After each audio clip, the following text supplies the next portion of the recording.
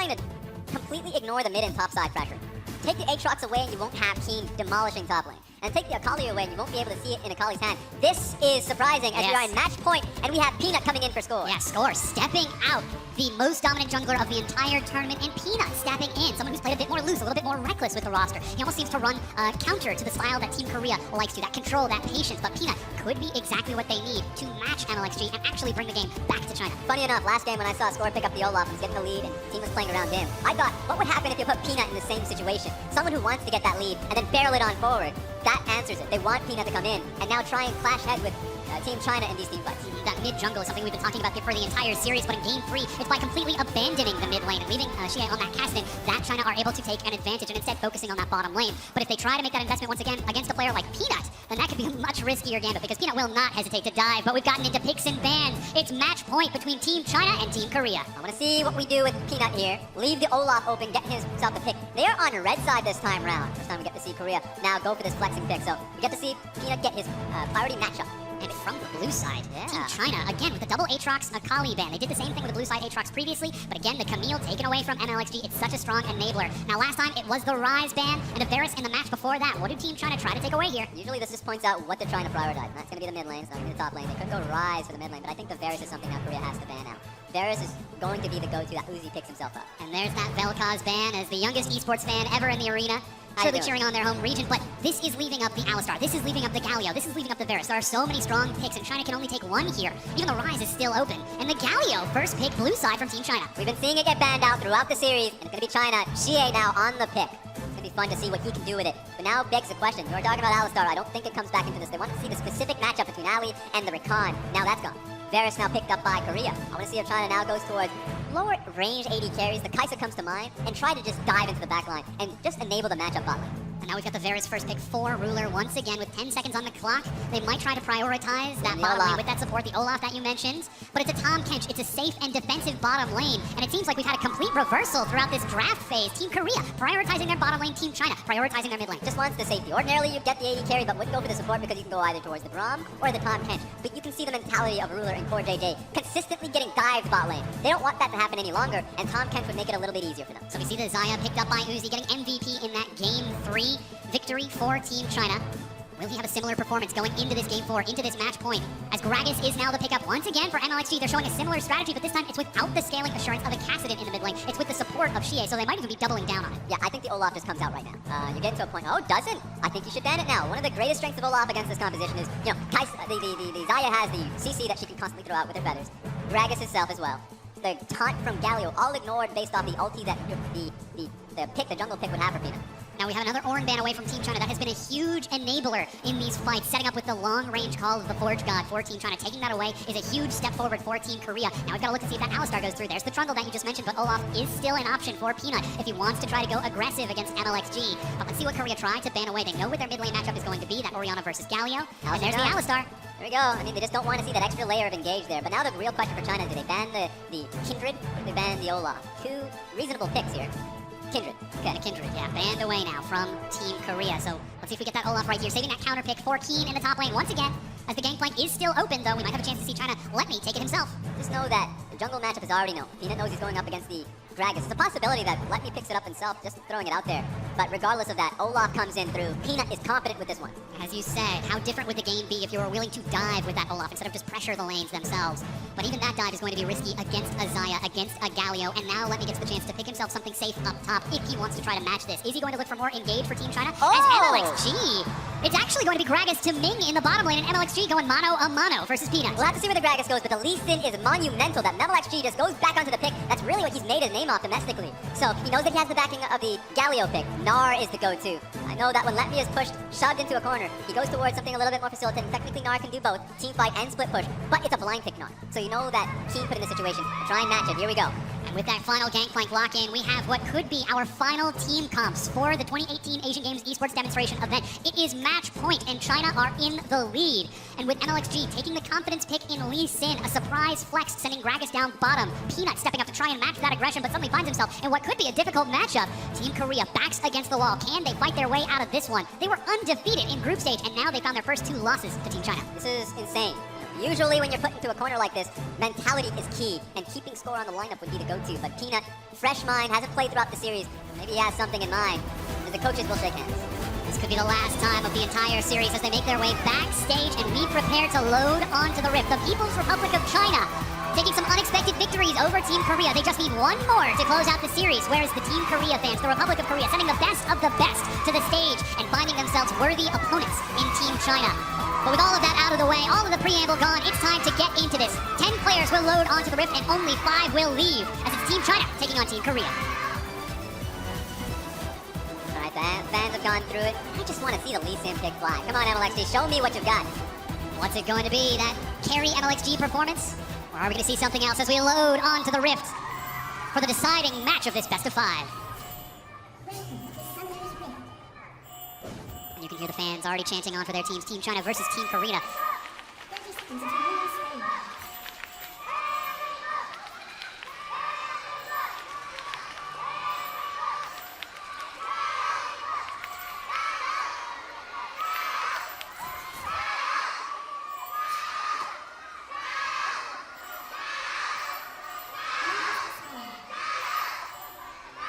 Faker forces to step back the flash! And already a flash cleanse. 2 games in a row, Ming makes the play happen, gets the flash onto Ruler last one. This time gets both summoners on Faker, not how you want to start game 3. 4. Close enough. Yes, match point. What could be the 3rd victory for Team China, but they're already looking to control that mid lane. MLXG taking Lee Sin into the jungle. Peanut taking that Olaf to try and match it. He gets a leashless start and turns towards red. Here's what's key about this jungle matchup. The reason why we don't get to see a lot of Lee Sins out there is because the matchups are just bad. You're an electric jungler going up against what seems like an Olaf. I mean, he's going to be chucking axes. It's actually really bad for you that you just get outright damaged. One of the oldest counter picks in the book. But you still pick the Lee Sin for the setup. You're confident enough for the ganks, super impact in the lane, and of course, once you ping 6, the Lee Sin kicks is what we're looking for. Those dragon rages to set up for the carries and find the kills. Now Faker, this wave pushed in. He's catching all the CS that's flooding in towards him, but already we see very early river control out of Team China. They've got a defensive ward in Pixel Bush and taken the top Scuttle Crab as MLXG is going from buff to buff, and Peanut is forced to go for a very close to full clear as he finds himself with double buff. Yeah, and speaking of forced, Faker is forced to play under his tower. He knows that going up against a Lee Sin, one thing Lee Sin has in mind is to make the ganks happen, and the taunt that is available for CA makes it all the easier to go up against a flashless, cleanseless Orianna. A very scary matchup, but the cleanse is already half duration to coming back, so not quite as much threat for Faker. If he can only hold out for just a few more waves, he should be fine. But Letme finally has himself a favorable matchup in the top lane against Keen's gangplank. You can see Keen is setting up to keep himself safe from any dive, places a ward on the Krug camp to make sure that there's no chance MLXG appears, and still the information game bounces between the two teams. Yeah, and those wards are really crucial. Know that Gnar has a lot of masteries he can go towards. Going towards Airy just means that I want trades. The trades that he gets, long range, throwing out the boomerang, really converts into a dive. And so MLXG, if he gets it, it's available for him, he will look for it. So, if not to get the kill, to force GP from taking the massive wave, at least he gets this one. You always have to keep in mind on how this matchup goes for King. He has brought Peanut back towards that top side of the map. His first recall is completed. Peanut's got himself the boots to synergize with that Predator and a Ruby Crystal for some more sustain as Xie teleports back into the mid lane and the waves bounce out. Finally, Ruler gets himself a safe lane down in this bottom half of the map, as even MLXG is sitting in Tribush just to pull the attention. And he will be spotted out by a ward, though. When you're going up against Suzy and Ming, I don't know if you ever get yourself a Saint Flame. Sure, you have the Tom Kemp, so that's what makes sense for it to happen.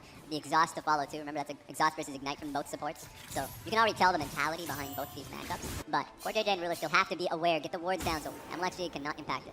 Now Ming steps up to look for vision onto Peanut. They want to know where that Olaf is going. He's trying to dodge the vision that was placed on Grom. I don't think the Scryer's Bloom spotted him, as there were no pings onto him, and he's heading down for a lane gank towards the bottom lane. That's the slot to Ming. Flash. Ming trying to set up for some more damage, but the Predator. Peanut's racing up. Devour is ready. Ming is the target, and he goes down. First blood, Team Korea. Flash to get the slow across. Core JJ sets up the gank for Peanut. Well done. Kill's gone across now. LXG now setting up for a gank top. Uses the ward hop to close the gap. Sonic Wave is ready. He tries to bait out the flash, but it's held onto. Keen does not flinch. He holds his ground and escapes with his life. Incredibly well focused from Keen. He just recognized he needed to wait for the reaction on Q. So this is where it all started. Flashes over the minion wave so he can actually get the Q across. And so Ming, waiting on his cooldown so he can body slam out, just wasn't going to be given to him. Ends up giving that first blood over to Ruler. The bottom lane might finally get a chance to go into his favor in this game, as even Infernal Dragon is picked up by Team Korea on a very scary composition. 4 huge damage members as the game goes on, so massive investment for them. This is pretty good for China before that point after. Remember, the mid lane matchup was supposed to go in favor of Faker. But since losing both of his summoners, and on top of that Xie getting minion dematerializer, was just making it so hard for Faker to deal with cannon waves that would come through. So it was looking good initially. Mid lane and bottom lane were pushing, but now Korea found themselves a foothold in the bottom lane. So opening up to a 600 gold advantage, and we'll keep an eye on how that bottom lane goes, as it's a BF sword start from Uzi against the Bilgewater Cutlass for Ruler. and he just needs a little bit Here more we go. gold. That's the body slam. CoreJJ not back out of lane in time, and Ruler will take some damage, but again, he's got that cutlass, so we'll get some lifesteal to heal himself back up. This wave is pushing in, and MLXG is on the bottom half of the map. Plus, Xie's picked up level 6, so we could see a potential dive if Team China were thinking about it, or they might just try to reset the wave and gain control over the bottom half of the map. It's a good way for Ming to play out the laning phase. Getting the chunk down means that you're right, you have build water cutlass, you can play to just sustain, but you're already in an aggressive standpoint. Now you're looking to play at a range so you can heal up and throw your Qs so you can get the minions across, rather than trying to get the trade on towards Uzi. Now we do see Uzi still pushing this wave up, using those feathers to try and clear out that minion wave as quick as he can, and still just patrolling back and forth. He's actually brought NLXG out of the jungle. There is a Scuttle Crab just expiring and a Control Orb, but another in the Pixel Brush. Ming now looks like he's about to be spotted by that Control Orb. They're just going for a blue steal as Faker is caught recalling. It's a small jab from Team China, but it does deny that wave clear to Faker in the mid lane, which could open up Xie to move around in just a few minutes. You would expect Korea to know this is happening now that they brought their bottom lane for the play. You can see that MLXG would likely go to secure the blue buff of his own in the opposite end. We're seeing if that's the case because, actually, Xie putting down a ward to defend it, so that would look to be a triple buff. Yeah, Peanuts actually completed his recall. He did not go for that blue buff despite the attempted recall as MLXG lands the Sonic Wave. The kick sends him back! CoreJJ gets pulled and snared. That's the Cannon Barrage. Ruler's out the front, and Ming eats some damage, tries to soak it up. Another Sonic Wave, but the Chains of Corruption does so much, and MLXG decides not to follow. Uzi chases it down! Nearly has the damage and finds the kill under the turret, but here comes Peanut. Teleport coming in as it's an all-out brawl. Level up from Ming. He finds the cast. CoreJJ goes low. Uzi finds himself the double, but dies. Gifts over the kill to Peanut, and it is 3-2 in favor of Team Korea. But he risked it all to get that double kill, and this is a massive wave now being denied against the Varus. So mission complete for Team China. Get the advantage on towards Uzi, and he netted it for himself. With everything on the line, match point, and one game still to lose, he decides to flash under the turret. Comes up with the double kill, but ends up giving another 2 over. 1 to Peanut, I believe. That's actually 2 now to Peanut. And MLXG, he's not done yet. Fancy feet Faker. You don't need some, you don't need to blow him at all. As long as you got the movement speed there, uses his command distance and W to be able to just give him the extra movement speed to duck out of there, duck out of cover. Now he's moving along here. Yeah, they're going to claim control over this bottom half of the jungle from Team China as blue buff is passed over to Xie. Oh, yeah, MLXG does not take it.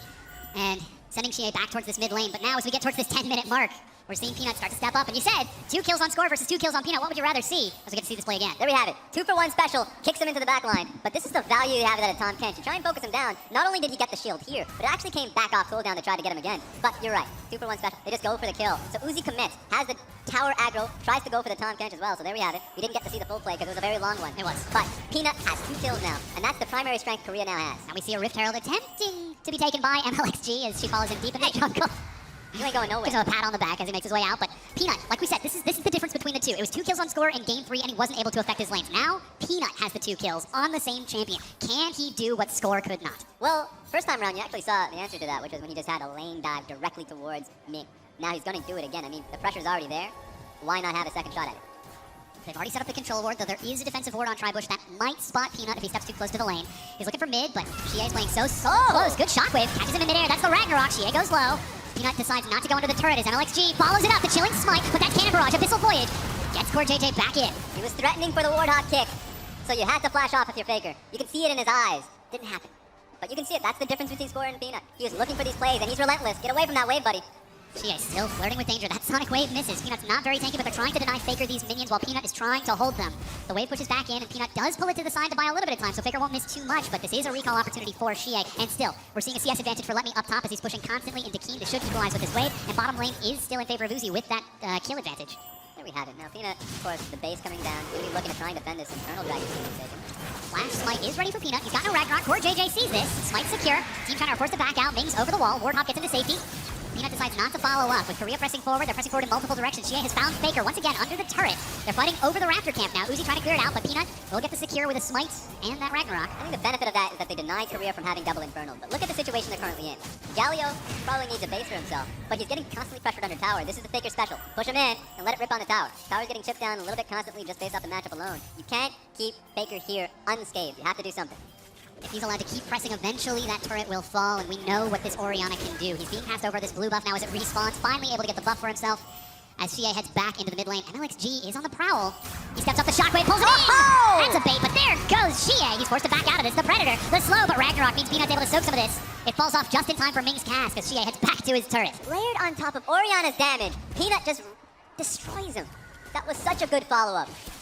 I mean, there was no way for him to respond. No flash, no reaction. Nothing you can do in that situation. You're gone. And again, we see the trade-off. Winds of War trying to clear out the minion wave, but Team Korea are pushing off the back of Faker's pressure. They're getting more and more damage onto this turret. Luckily, Ming completes the rotation from bottom to defend it. It is still standing for Team China. But here we get to see it again through the control ward. So you see him coming through the control ward as you mentioned. He peeks his head out there, walks up. Look at that. That's just true. I mean, true lockdown CC. Nothing he could do after that. He was already dead by the time the CC from the Orianna ulti actually came in. Yeah, no hesitation from Faker. He sees his opportunity and he takes it. That's what makes him such a good player because he is so decisive. Now Rift Herald being started off by MLXG. Pepper Peanut once again spots this out. As he's looking to collapse around from the side, Shea looks to zone him. There is no Ragnarok from Peanut, but he's nearly got his smite back up.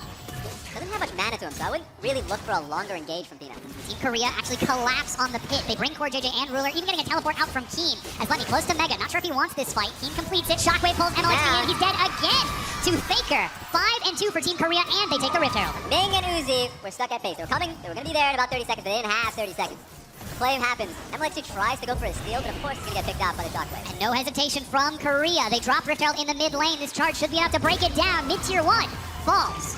A lot more fiery out of the Korean roster now with Peanuts in here. You give him 2 kills, and he just keeps going. I love the fact that we're seeing a completely different game now that they brought in Peanut. Much more aggressive play is opening up the map. Now Faker is unlocked on this Orianna and free to maneuver around. Peanut synergizing in an unexpected way by collapsing on MLXG's mistakes and forcing him into a bad position, not once but twice in a row. Hey, this was the old SKT duo. Peanut once upon a time was across sides from Faker. They get to play once again with each other, and you know what? Unexpectedly, the synergy is back on track. 4 kills from just 2 of them. Just combined. The pressure is there. They're doing really well to just completely nullify MLXG, and in this case, Shea. And non-stop push out of Faker, using the Shockwave again to keep Shea busy.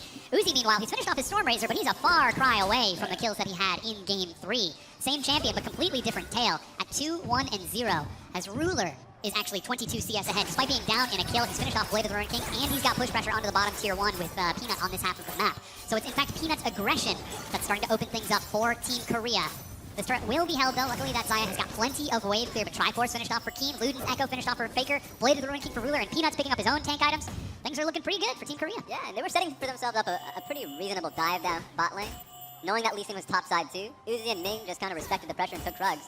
As you can see, nothing there. Nothing here you can see with your axe toss. The undertow. Peanut still feigning a dive. Faker's roaming away from the mid lane.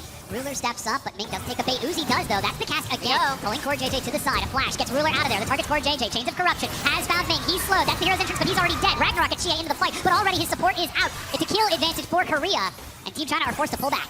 Galio was in position for some time, but didn't know how to really start off the fight. And by the time he got in there, Ming was already dead, so nothing you can do here if you're Team China. Just have to really wait and see what Korea now does with their time. And that was Team China trying to make the best of a bad situation. They knew that Peanut was nearby, and they tried to find a kill before he could get in, but unfortunately Ming not quite tanky enough. Ends up going down for the 3rd death of his team. And 18 minutes into the game, Team Korea still looking for these opportunities, starting to dictate the control of this game. Keen, despite being down in CS, is almost certainly up in gold by the nature of that gangplank. Already finishing off that Triforce, as we said. Going to become a threat later on, but now the Infernal Dragon is up. Team China are losing control of the river. 3 Infernal Dragons in a row. It was really special that China was able to get the 2nd one, but they cannot stop the 3rd one. You have to see a miracle run. Maybe Let Me joins in the next fight. Doesn't have teleport, so we have to make the travel. Here we go, they're actually committed to this. Stepping up, attacks the turret. MLXG follows through. They manage to get the snare. Let Me happy to tank these hits. Keen soaking the damage as Shea joins the fight and finishes it off. Finally, the Sonic Wave for MLXG will take the kill, putting Team China a little bit closer on the board, but Dragon was finished off by Peanut. That's a big trade, giving away the 2nd Infernal Dragon for what's a top lane dive and the tower kill. But remember, Korea's actually have a lot of members in the bottom side of the map, so you're giving away the bottom lane tower as well. Here we go. Peanut, he might not just be looking for the turret, he might be looking for a kill. The Abyssal Voyage gets Core JJ in there, but Ming with a disengaged cast knocks them away, but as you said, minions looking for that bottom tier 1. And so at this point, you make the trade happen. There's a bottom lane tower and an Infernal Dragon. What's the top lane tower and a kill on towards the GP. GP is not going to be too perturbed by that. He's okay with that. So this is just a good trade from Korea as a whole. And that's unlocking, though they are looking to take the top tier 2. Keen is back up. He's got no cannon barrage, but MLXG sets to finish it off. 2 turrets for 2, and Team China are keeping pace. You can be creative with that now, looking for the next dragon. Baron is up in about 2 seconds, but we're seeing a collapse. Yeah, Faker with blue buff uses the dissonant shockwave again onto MLXG. He's been caught by that spell so many times. Despite the flash, Faker gets the kill. And Peanut will force Let Me to flash away from the undertow. Jungler is down now. Baron just came back up. Korea's in the area. Why not just start it? I know the base is being channeled, but it would make a lot of sense for them to try and bait it with the now death animation here from Lee Sin. And 3 kills on Faker, 2-0 and 3 on Peanut. MLXG 1-3-2. He takes the confidence champion on the Lee Sin, but every single time his opponent hasn't been Peanut. It's largely been Faker in the mid lane, who is tracking his movements all across that mid lane, all across the jungle and the river. And keeping that Lee Sin locked down is preventing Team China from snowballing any of their lanes and setting themselves up. Now Team Korea, as you said, maneuvering around the Baron. They didn't take it after MLXG died, but they are setting up a bait around the pit. And they have quite a few... Oh, wait a minute, I think he got it. Oh, that time he gets away, but he does get the blue buff. There we go. And now, of course, They can just actually turn their attention towards the top lane as Gnar is just alone. He's got no flash. Abyssal Voyage is ready. He's trying to build up rage as quick as he can. Chains of Corruption misses with the flash. He gets caught by the Undertow. Lemmy's getting close to Mega. He's got the slam but dies before he can transform and will die. Now Shie pushing bottom, takes down the tier 1. Keen has got Cannon Barrage and the teleport, but it's 5 versus 4. No teleport on the Galio, and also on top of that, Let Me with a pretty long death timer. Could have just gone towards the Baron, but they're not willing to do it. In fact, lose the mid lane turret as a result. Uzi still stepping up and finishes it off. Still, it's 4 turrets to 2. Team China are taking these reckless trades to get gold back onto the map, but Faker finishes it off. That was flash away from Keen, as you said. MLXG lands himself the Sonic Wave, and Dragon's Rage only sends Keen back towards his tier 2. There's a lot of plays to make Keen feel uncomfortable, but Team as a Flash whole. body slam the cast. He's looking for Ruler, pinned against the wall, takes to the skies, but Core JJ sets it up. He's going the wrong direction, rooted in place, and Ruler goes down. Uzi and Ming find the opening, and they collapse on it. A double kill to Uzi. Disconnected from their team, but now they can just chase them down. Peanut's alone. This is very risky. Peanut forced to turn and run. He used his flash earlier, and Letney's able to get revenge. Sidestepping around the vision. Meganar against the wall. Shut down on Peanut. Right next to the Baron buff too. They've already started it. Keen is teleporting in. Faker is behind them. Team China are in the pit, as you said, burning through its health. But Faker's ready with a shockwave. He's found MLXG. He goes low, but that's the hero's entrance. MLXG flashes away. No one's defending Uzi. Keen is walking it up, but MLXG gets the kill. Faker, 1 versus 5, trying to hold his ground. He's got no mana. He's slowed, looking for another, but he finds a kill. Finally will die to Uzi as he finishes it off, and Team China turn to the Baron. They have everybody they need. They don't have Let Me, but he's did his job here. Baron buff for China. 23 minutes into the game throughout this laning phase. Faker has been putting out a monstrous performance, but collecting themselves as a group, they're able to collapse and find Team Korea. Split up, they find the kills, and now they find control of the game. I just don't know what Korea was doing in the top side. Keen is doing his job. He's getting just blitzed by everybody. Teleport was gone too, so it was just so much confidence from China's side that they can expect so many members and resources towards the bottom lane, and nothing was going to be happening towards the Baron. So ultimately, all China's on towards Baron. You can see what ends up happening here. Faker does a great job being able to nail down MLXG, but take a look at this. MLXG walks back up. The confidence to nail the kill when he doesn't have HP. So very close. Faker finally gets the kill onto Let Me in the end, but Uzi, with a flash auto from Storm Razors, locks it down. Now Baron, for Team China, all of those turrets that they've been trading earlier are about to pay off as they're pushing up to the tier 2. He's running the Ragnarok, and he walks away with his life, but that's a primary initiator. That Olaf gone. The wave clear is non-stop. Faker's trying to push it out, but he already used his shockwave. It's still on cooldown, and Let Me is prepping a wave bottom. The Baron buff cannon minion too. Ragnarok used by Olaf. Even if he joins up, won't have the ability to just get in there. Faker's trying to hold aggro. He's got flash, but pinned against the wall. Shie finds no opportunity, forced to use the stopwatch and stall this fight out. Uzi tries to keep him standing, but Shie late flash. He escapes but dies at the last second. Faker lands the auto attack onto Uzi, chases it down, looking for another. He knows there's no flash. He lands the damage, trades the kill 1 for 1. That's a big damage source for another, but that's Baron now missing. Peanut gets back in as MLXG goes down, trying to overextend, and Faker makes them pay. Uzi does his best to get Faker off of him, but Faker does his job. 4 members down. Here we go now. Gonna get more than this. Ming drops the barrel roll to try and clear out the minions, but what was an advantage for Team China swings back to Team Korea. They break down the mid-tier 2, bringing it to 5 turrets to 4. And the Abyssal Voyage towards this 3rd dragon, this last elemental drake, second to last elemental drake for Team Korea. As they get themselves an ocean. 25.5 minutes in, this game is back and forth and dead even. At the very least, Let Me still has his Baron buff. He's been the one split pushing. Later the Rune King right on him. You can hear the audience cheering it because this is a very close game. Non-stop cheering for this gold medal match. Game point for Team China if they close it out here. And everyone is on the edge of their seat as to how this is going to shake out. Blue buff now being taken by Shie as once again, Team China playing around the map, trying to deny the vision that Peanut needs to use if he wants to look for a flank to chase someone down. And that's the case here. Even though the fight went in towards Korea's favor, Baron buff is still there from the Gnar. He's already hiding and now going back towards the bottom lane. Pressure is still there because Ming is holding the mid lane with Baron too, so it's not completely gone. It was a great defensive measure from Korea, but you have to try a second time. They need to be able to break the inhibitor line of Team China to really lock down map control. As you said, you can see that 1-3-1 control from the Galio and Gnar, splitting open the map. Uzi at 6-2-1. He's at 3 items with a Vamp Scepter. Doesn't have his QSS yet, so there still is some opportunity for Ruler to lock him down. But he's been playing so well this entire series, and constantly controlling these waves, constantly keeping Team Korea on the defensive, has been the recipe for success for Team China in this best of 5. And much like how that last fight ended, it really does feel like it's Uzi versus Faker. Faker's last couple team fights have just been insane. And even though the last Baron fight is still mentioned and still ended with China taking the Baron, Faker still got a kill off of it, so he's 6-2-2 at this point. 3 items and a half if you just point out the fact that he has the boots and the stop. Oh, they find the cast. Ruler forced to flash away. Core JJ with the save. Faker's over the wall. The tier 2 falls. Lands the dissonance, but Shie continues to zone him off. Team China, they push the wave all the way up to the inhibitor turret, finding an opening without the Baron buff. There's too much range here with the Orianna. Good idea. Lean towards the right, knowing that Orianna was onto your left. So making a good case for that one. But it's so good from Core JJ to keep Ruler alive. Vulnerable throughout the series countless times, but the Tahm Kench has been netting so much for the team of Korea. Huge value in keeping that Varus standing in these fights, knowing that if you do see the Faker versus Uzi trade, as you said, this matchup seems to be largely Faker versus Uzi based, but then you get to those secondary carries, you start to compare Shie versus Ruler, MLXG versus Peanut, Let Me versus Keen, and it is so volatile in these fights, but we're still looking towards Uzi and Faker as the primary playmakers in this game, this match point. Now Now Baron's up in 90 seconds. Xie is prepping a wave up top, and we just saw a completed recall from Team China. They could look to start setting up vision and reclaiming control of the map. And this is the second GP game we've seen so far, but it's also just a completely different build. The last one was, the Yomu's, a little bit more defensive because he got a Hex Drinker for his name. This one is just full offensive. You got the GA and the Storm Razors. So the next barrel he throws out, it's just going to crit baby. So we're at a point right now where the GP can end the fight based off the setup they have around Baron. And this time, amazingly, it's Let Me who wants to keep Keen split pushing, as he's got Blade of the Ruined King, Frozen Mallet, and Black Cleaver. Now that's the hero's entrance. We've got a fight breaking out. Let Me chases. He's close to Mega, looking for Keen, but he steps back through the wall. Inside of it, Xie has found Core JJ. He's forcing Ruler back, and that's the Guardian Angel popped. As Uzi joins the fight, Keen is left all alone. He gets some good damage, but snared and stunned. He dies to Uzi. Gets a little bit of HP back through Triumph, but Core JJ's on the run. He's split on the far side. Meanwhile, MLXG is doing everything he can to keep Peanut split from the map while Ming prepares a wave in the mid lane. A taunt, and Core JJ will fall. Xie finds the kill. 11 kills to 12. But now that top lane matchup is reset. Waves are prepped both mid and bottom, and Baron is just now spawning. The base coming through from China and the mid lane getting pushed does make a point that it's going to be about the Baron buff. Teleport completed as Letme's back out of the base. Uzi with double buff back at full health. You know, with Predator, but Faker gets himself stunned inside, steps the cast, but look at that MLXG! He finds the kick and he finds Faker! With Faker gone, it's all up to Peanut to prevent this Baron, but Team China are racing towards the pit. You can only sidestep so much, Faker. It's a point and click that gets you. Now they're on Baron and there's nothing here to stop Team China. Team Korea back up to their base. 12 kills to 12. 31 minutes in, match point! And Team China have the Baron. Kills are even, but the situation is completely tilted towards China. And they have great split push with the Nara too, so he's gonna say Jayo. He's gonna move towards the bottom side of the map. Oh yeah.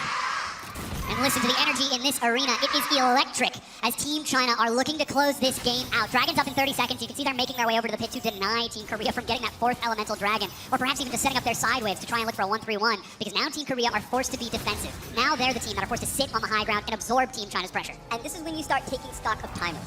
Guardian Angel down from GP is something you should look towards, because it was easier diving than last time. It's gonna be so much easier now if you just group on towards this massive wave piling in towards the bottom lane.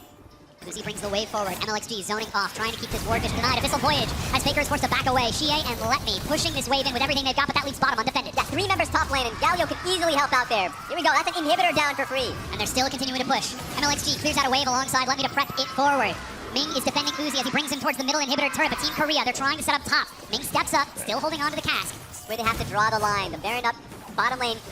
Massive minions are actually moving towards the bottom lane, so it's all gonna happen mid. Peanut's acting as a human wall to soak this damage onto the turret, but Uzi avoids it completely, walks under turret to push in. The Vamp Scepter more than happy to pay off in that sustain, but now they still need to defend. This is big. The bottom lane wave is actually fairly slow. It's slow pushing now, so they can actually time it well with this mid lane push. Someone's gonna have to deal with the bottom lane minion creeps, but if they do, that inhibitor mid lane's going down. MLXG preps the wave. Xie takes a hit as Uzi brings the wave forward. Caught by the Chains of Corruption, but a cleanse gets him out. That's a big ultimate now gone.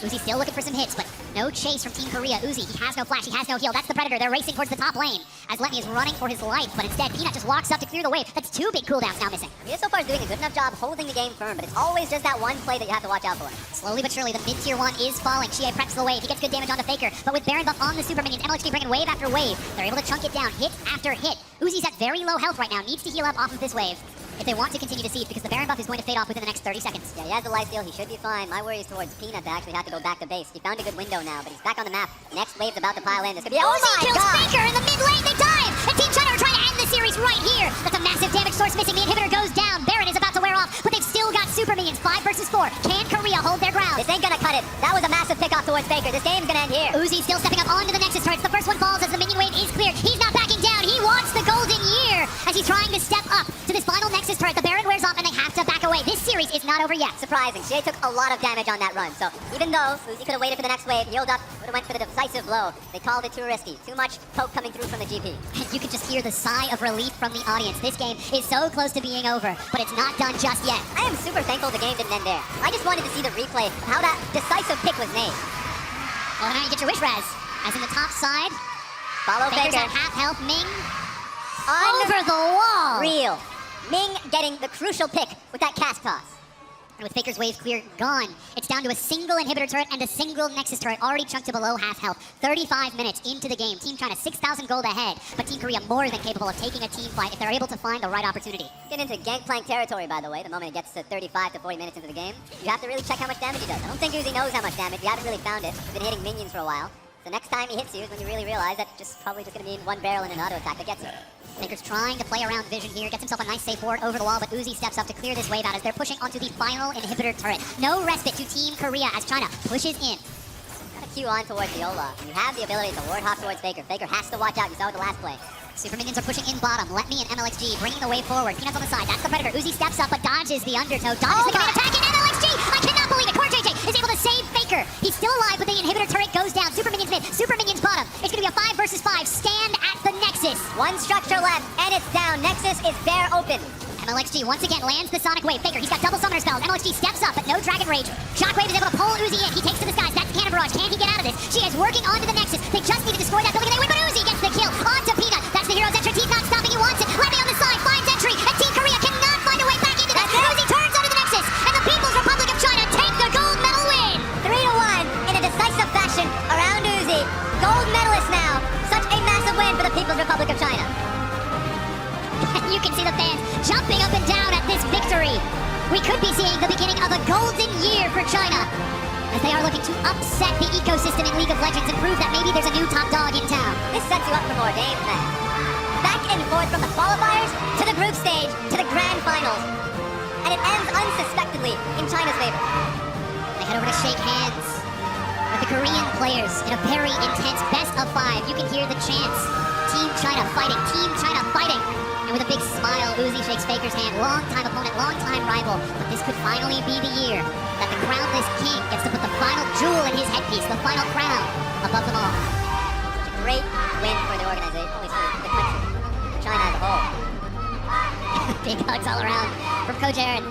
As Team China make their way back on stage after this victory, even Mako, the sub-support, stepping in. He appeared during the group stages to help the team take a handful of wins, but it was Ming and Uzi who closed out the series. MLXG, who risks everything with a Lee Sin. Match point goes down